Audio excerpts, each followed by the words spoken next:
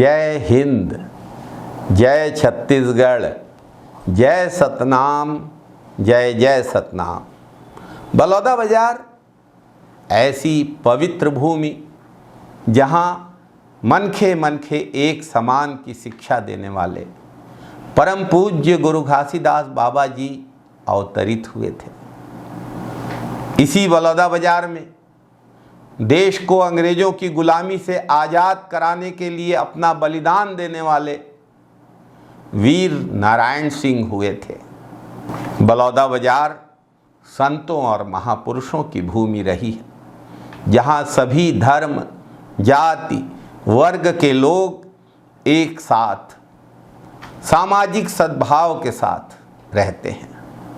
लेकिन आज संतों की इस भूमि पर, बलौदाबाजार की भूमि पर भाजपा सरकार के कुशासन की वजह से अत्याचार और अराजकता का बोलबाला हो चुका है। भाजपा सरकार के पापों से आज संतों की पुण्य भूमि ग्राम महकोनी में अमर गुफा के जैत खम्भ को नुकसान पहुंचाने से लेकर कलेक्ट्रेट में आगजनी तक पूरी घटना में भाजपा नेताओं के लिंक जुड़े हुए हैं।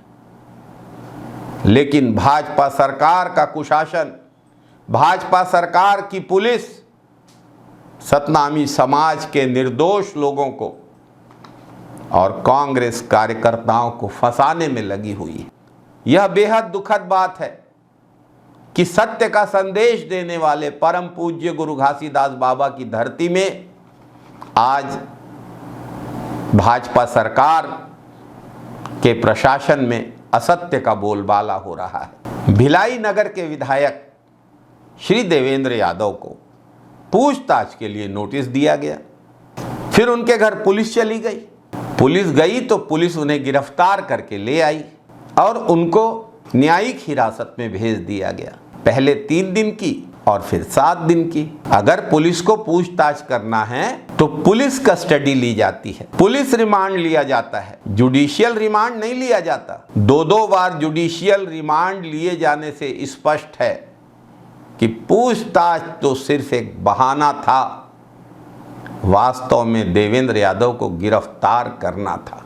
और गिरफ्तारी क्यों? जो शांतिपूर्ण आयोजन था वे उसमें गए, थोड़ी देर के लिए रहे और चले गए। बलौदाबाजार NSUI के विधानसभा अध्यक्ष सूर्यकांत वर्मा, बलौदाबाजार जिला युवक कांग्रेस के अध्यक्ष शैलेंद्र बंजारे, लवन ब्लॉक युवक कांग्रेस के अध्यक्ष और बलौदाबाजार के कांग्रेस पार्षद गोल्डी मरैया, बलौदाबाजार जिला कांग्रेस के अनुसूचित जाति विभाग के अध्यक्ष श्री जितेंद्र नवरत्न, लवन ब्लॉक युवक कांग्रेस अध्यक्ष श्री नरेंद्र बंजारे और अनेक कांग्रेस कार्यकर्ताओं को जो निर्दोष हैं उनको गिरफ्तार किया गया है। आगजनी की धाराएं लगाई गई हैं, जबकि आगजनी के समय ये सब घटना स्थल पर मौजूद ही नहीं थे। न ही पुलिस के पास इनके पास कोई ठोस सबूत है। इसके बावजूद प्रतिशोध की राजनीति के चलते, बदले की राजनीति के चलते भाजपा नेताओं के दबाव में पुलिस ने इन निर्दोष लोगों को गिरफ्तार किया है और फंसाने का काम किया है। जिस दिन NSUI के विधानसभा अध्यक्ष श्री सूर्यकांत वर्मा को गिरफ्तार किया जाता है, उसी दिन जानबूझकर लूट का मोबाइल किसी आरोपी से प्राप्त होने की खबर साथ में लगाई जाती है, जबकि सूर्यकांत वर्मा के पास से लूट का कोई मोबाइल बरामद नहीं हुआ है। लेकिन ऐसी खबरें चलवाई और बनवाई गई हैं पुलिस प्रशासन के द्वारा, भाजपा सरकार द्वारा। श्री सूर्यकांत वर्मा एक मेहनती, राष्ट्रीय भावना से ओतप्रोत NSS का स्वयं सेवक रहा है। उन्हें अनेक बार NSS में आदर्श स्वयं सेवक के लिए पुरस्कार प्राप्त हुआ है। NSS कैंपों के आयोजन में उन्होंने लगातार सक्रिय भूमिका निभाई है। सूर्यकांत वर्मा आगजनी के घटना स्थल पर गए ही नहीं थे। कार्यक्रम स्थल से श्री देवेंद्र यादव के जाने के बाद वे कॉलेज मैदान गए, जहां कॉलेज के छात्र, उनके मित्र क्रिकेट खेल रहे थे और उसके बाद 3:40 पर वे कृष्णायन कॉलोनी आ गए, जिसके सबूत दिए जा चुके हैं, वीडियो फुटेज दिया जा चुका है। लेकिन पुलिस ने श्री सूर्यकांत वर्मा पर, NSUI के विधानसभा अध्यक्ष पर अन्य धाराओं के साथ साथ धारा 307 भी लगाई है। शायद सूर्यकांत वर्मा का अपराध ये है कि वो NSS का स्वयंसेवक है। यदि वो RSS का स्वयंसेवक होता तो उस पर अपराध कायम नहीं किया जाता। जिस दिन युवक कांग्रेस के अध्यक्ष श्री शैलेंद्र बंजारे को गिरफ्तार किया गया, उसी दिन लैपटॉप लूट की खबर साथ में लगाई गई। ये सरासर झूठा और बेबुनियाद आरोप कांग्रेस से जुड़े कार्यकर्ताओं को, कांग्रेस के मोर्चा संगठनों के जिम्मेदार पदाधिकारियों को, मोर्चा संगठनों के प्रमुख पदों पर बैठे लोगों को बदनाम करने के लिए राजनीतिक दुर्भावना के तहत लगाए जा रहे हैं। सच्चाई इसके ठीक विपरीत है। लवन ब्लॉक युवक कांग्रेस के अध्यक्ष श्री नरेंद्र बंजारे के मां और भाई उसकी गिरफ्तारी की खबर सुनकर उससे मिलने बलौदाबाजार कोतवाली थाना गए थे। नरेंद्र बंजारे उस दिन बलौदाबाजार में था, लेकिन नरेंद्र बंजारे कलेक्ट्रेट के आसपास भी नहीं गया, दशहरा मैदान के आयोजन में भी नहीं गया, लेकिन उसे गिरफ्तार कर लिया गया।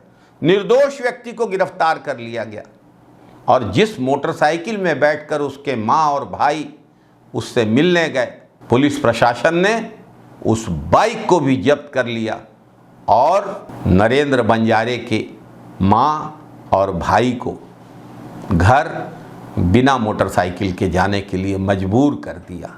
सेज बहार के श्री दीपक मीरी का उदाहरण हम लोगों ने कई बार बताया है। उनकी मृत्यु हुए कुछ महीने हो चुके हैं, उसके बावजूद उनको गिरफ्तार करने के लिए पुलिस दीपक मीरी के घर, उनके गांव पहुंची थी। ये तरीका है काम करने का? ये कौन सा न्याय है? निर्दोषों के ऊपर इस तरह की कार्यवाही करना कहां तक उचित है? गोल्डी मरैया कलेक्ट्रेट तक पहुंचा ही नहीं। एक पुलिस अधिकारी के बुलाने पर वो उन्हें लेने के लिए गया था बिगड़ती हुई स्थिति को देखकर, लेकिन गोल्डी मरैया को जेल में डाल दिया गया। आज निर्दोषों को जिस तरीके से गिरफ्तार किया गया है और घटना के बाद जिस तरीके से सत्नामी समाज के नौजवानों के साथ, कांग्रेस के कार्यकर्ताओं के साथ मारपीट की गई है, बर्बरता की गई है, वो नाकाबिले बर्दाश्त है। भाजपा सरकार में पुलिस का ये काम करने का तरीका है? निर्दोषों पर अत्याचार की सारी सीमाओं को भाजपा सरकार लांघ रही है। इस रक्षाबंधन में अनेक कांग्रेस के कार्यकर्ताओं और सतनामी समाज के भाइयों की कलाई भाजपा सरकार की तानाशाही और निर्दोषों को फंसाने की कार्यवाही की वजह से सूनी रह गई। कुछ ज्वलंत सवाल हैं। इन सवालों के जवाब से स्पष्ट हो जाएगा कि कलेक्ट्रेट जलाने की घटना की साजिश रची गई, बलौदाबाजार में शांति व्यवस्था भंग करने की घटना सुनियोजित षड्यंत्र के तहत हुई, अमर गुफा में पवित्र जैद खान को काटा गया, काटने वाले आरोपी भाजपा ठेकेदार के मजदूर थे, बिहार के रहने वाले हैं। सवाल ये है कि बिहार के ये लोग जिनको कथित रूप से रोजी नहीं मिली, वे 150 मीटर ऊपर चढ़ाई चढ़ के, दुर्गम चढ़ाई चढ़ के जैद खान को काटने अमर गुफा क्यों जाएंगे? ज़्यादा संभव है कि इन लोगों ने जैद खान काटा ही नहीं है, और यदि इन्होंने काटा है, जिसकी संभावना बहुत कम है, तो किसने उन्हें षड्यंत्र पूर्वक वहां भेजा था? इन बिहारी मजदूरों की गिरफ्तारी के बाद इनकी जमानत किसने करवाई, किसने इनकी जमानत ली और अब ये मजदूर कहाँ हैं, वे कैसे फरार हो गए, कहाँ लुप्त हो गए, ये जांच का विषय है। लेकिन भाजपा सरकार की पुलिस इसकी जांच करने के लिए तैयार नहीं है। जैद खान को जिस तरीके से काटा गया है वो पावर हेक्सा के बिना संभव नहीं है। 150 मीटर ऊंची चढ़ाई चढ़ के ये मजदूर अमर गुफा तक गए कैसे, कौन उनकी मदद कर रहा था? और महकोनी जाने वाला रास्ता तो अमर गुफा के ठीक बगल से जाता है। कैसे आरी से जैद खान को काटा गया, जोड़ा जैद खान को काटा गया और कैसे किसी को पता नहीं चला, इस सवाल का जवाब अभी तक नहीं मिला है। ये प्रश्न अनुत्तरित है। लगातार बलौदाबाजार में भीड़ इकट्ठा करने की अपील की जा रही थी। हैंडबिल, पैम्फलेट, पर्चे बांटे जा रहे थे। गांव-गांव में आंदोलन के लिए प्रचार किया जा रहा था। जन भावनाएं हिलोरे ले रही थी। लोगों में नाराजगी थी सरकार के प्रति। तब भाजपा सरकार का इंटेलिजेंस और जिला प्रशासन क्या कर रहा था? जिला प्रशासन ने इस मामले को गंभीरता से क्यों नहीं लिया? इस घटना की अनुमति लेने के लिए जो आवेदन दिया गया उसमें तो शांतिपूर्ण आंदोलन की बात कही गई थी, लेकिन भाजपा नेता ने कहा कि वो उग्र आंदोलन करेंगे। उग्र आंदोलन हुआ भी। उसी उग्र आंदोलन से बलौदाबाजार में भय का वातावरण निर्मित हुआ। लाखों रुपए की शासकीय संपत्ति जलकर खाक हो गई। नगरवासियों के साथ बाहर से आए लोगों ने दुर्व्यवहार किया। राजस्व के रिकॉर्ड और अन्य जरूरी कागजात जलकर खाक हो गए। भाजपा का नेता उग्र आंदोलन की बात करता है। उग्र आंदोलन की व्यवस्था की जाती है भाजपा नेताओं के द्वारा। खाने पीने की व्यवस्था की जाती है, पंडाल सजाया जाता है, लोगों को लाने की व्यवस्था की जाती है, आगजनी करने के लिए पेट्रोल की भी व्यवस्था की जाती है। मंच से उग्र भाषण दिए जाते हैं भाजपा नेताओं द्वारा। लेकिन पुलिस, भाजपा सरकार की पुलिस सतनामी समाज के निर्दोष लोगों को और कांग्रेस के पदाधिकारियों को गिरफ्तार करती है। स्थानीय व्यापारियों की दुकानों में तोड़फोड़ की गई। जो सतनामी समाज के आसपास के गांवों के लोग हैं वो तो इन्हीं व्यापारियों की दुकान से सामान खरीदते हैं। पूरे जिले के लोग इन्हीं व्यापारियों की दुकानों से सामान खरीदने के लिए आते हैं। सतनामी समाज के लोग बड़ी संख्या में होते हैं, सब साथ मिलकर रहते हैं, सब में प्रेम भाव है। तो ये स्थानीय लोग, सतनामी समाज के स्थानीय लोग अपने शहर और अपने शहर के व्यापारियों को नुकसान क्यों पहुंचाएंगे? व्यापारियों के बयानों में ये बात भी आई है कि जिन लोगों ने तोड़फोड़ की वे बाहरी लोग थे। तब तो व्यापारियों ने उनको नहीं पहचाना।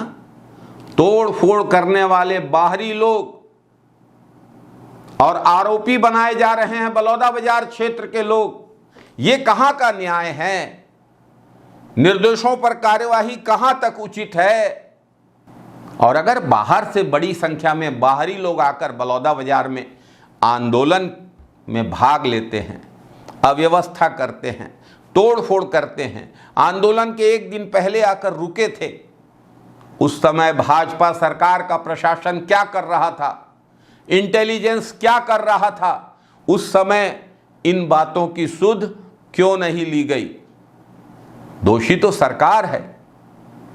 पलारी के विश्राम गृह में भीम आर्मी के लोग कैसे रुके हुए थे? स्थानीय प्रशासन की उसमें क्या भूमिका थी? इसकी जांच क्यों नहीं की जा रही है? महकोनी की अमर गुफा का जैद खान जिस क्षेत्र में है वो रिजर्व फॉरेस्ट एरिया के अंतर्गत आता है। इसके अंदर बिहारी मजदूर कैसे घुस गए, फॉरेस्ट विभाग की इसमें क्या भूमिका है, इसकी जांच क्यों नहीं की जा रही है। भाजपा के बलौदाबाजार के जिला अध्यक्ष सनम जांगड़े जब प्रतिनिधिमंडल गया था कलेक्ट्रेट तो उसके साथ गए थे और उन्होंने ही उग्र आंदोलन की बात कही थी, लेकिन आज तक उनसे पूछताछ की जरूरत नहीं समझी गई। क्यों? 15 अगस्त स्वतंत्रता दिवस के कार्यक्रम में श्री सनम जांगड़े जिले के प्रभारी मंत्री और जिले के पुलिस अधीक्षक के बीच में मंच पर खड़े हैं। जो उग्र आंदोलन की बात करते हैं वे मंच पर सम्मान पा रहे हैं और जो निर्दोष हैं वे जेल में हैं। ये कहाँ का न्याय है। भाजपा के नेता पीएचई के ठेकेदार गुहाराम जी से पूछताछ कब होगी। नागपुर से सैकड़ों गाड़ियां आई थी। नागपुर में आरएसएस का मुख्यालय है। कौन सी गाड़ियां आई थी? उन गाड़ियों में आए हुए लोग इस घटना में शामिल थे क्या? इसकी जांच करने की क्या कोशिश की गई? क्यों कार्यवाही नहीं की गई या क्या कार्यवाही की गई? ये भाजपा सरकार कब बताएगी? पूरे कार्यक्रम की वीडियोग्राफी का दावा प्रशासन कर रही है। तो फिर जिन लोगों को लेकर सवाल उठ रहे हैं समाज के मन में, लोगों के मन में, पुलिस उसकी वीडियो क्लिप क्यों नहीं जारी कर रही है? पूरी हिंसा में कौन कौन शामिल था ये वीडियो में तो दिख जाएगा। निर्दोषों की भूमिका भी स्पष्ट हो जाएगी। लेकिन पुलिस की जांच केवल और केवल भाजपा के राजनीतिक उद्देश्यों को सिद्ध करने के लिए की जा रही है, वास्तविक दोषियों के पहचान के लिए नहीं की जा रही है। बलौदाबाजार में आज जो कुछ भी हो रहा है भाजपा सरकार के कुशासन और अहंकार का नतीजा है। बेलगाम भाजपा नेताओं की भड़काऊ बयानबाजी का नतीजा है। लेकिन दुर्भाग्य है कि संतों की पावन भूमि बलौदाबाजार में आग लगाने वाले आज खुलेआम घूम रहे हैं और सम्मानित हो रहे हैं। दोषी सम्मानित किए जा रहे हैं और निर्दोष शिक्षों के पीछे हैं। 1967 की संवित सरकार हो या 2003 में भाजपा की सरकार, जिसकी शुरुआत ही बन्नू सतनामी की कवर्धा थाने में हिरासत में मौत से हुई। संवित सरकार में मुंगेली में सतनामी समाज के लोगों को काटा गया। बेमेतरा की भुरकी में सतनामी समाज के लोगों को काटा गया। भिलाई 3 खरोरा थाना जांजगीर चांपा सतीश नोरगे की हिरासत में मौत। पूरा सिलसिला है सतनामी समाज के लोगों को भाजपा की सरकारों में प्रताड़ित किए जाने का। भाजपा सरकार के मंत्री, भाजपा सरकार के नेता बलौदाबाजार मामले में लगातार अनर्गल और आधारहीन बयानबाजी कर रहे हैं। परम पूज्य गुरु घासीदास बाबा ने जब सतनाम की शुरुआत की थी तो उस समय हर जाति और वर्ग के लोग सतनामी बने थे। हर समाज के लोग सतनामी बने थे और परम पूज्य गुरु घासीदास बाबा का संदेश मनखे मनखे एक समान।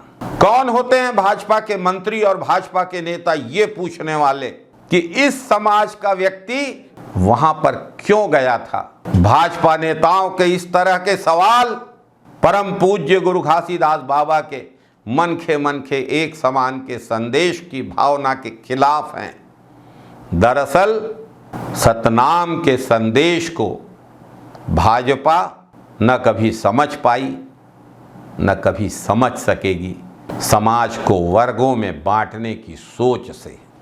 जय सतनाम, जय जय सतनाम, जय छत्तीसगढ़, जय जोहार।